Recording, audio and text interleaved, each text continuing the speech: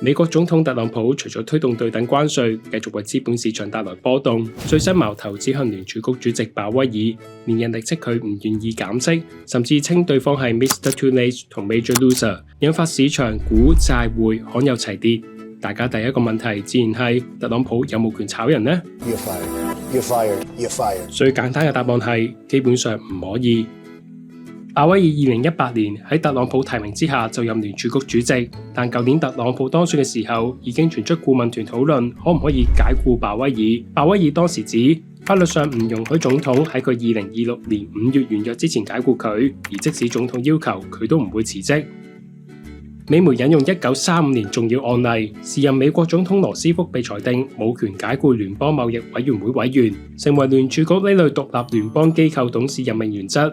總統只可以因為有原因而炒人。不過，美國最高法院正審理特朗普解僱2名勞工機構委員嘅案件，裁決有機會影響沿用90年嘅原則。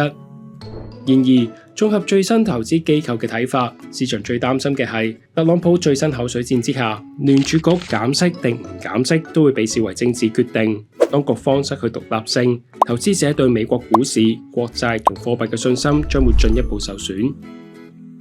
而雙方最大爭議點在於減唔減息，投資界普遍唔認同特朗普最新話美國已基本上冇通脹，相反隨住加關稅嘅影響浮現，美國物價將會被推高，減息將會令到通脹火上加油。另一方面，鮑威爾喺過去4年收緊貨幣政策，但冇令到美國經濟衰退，反而獲得唔少市場人士支持。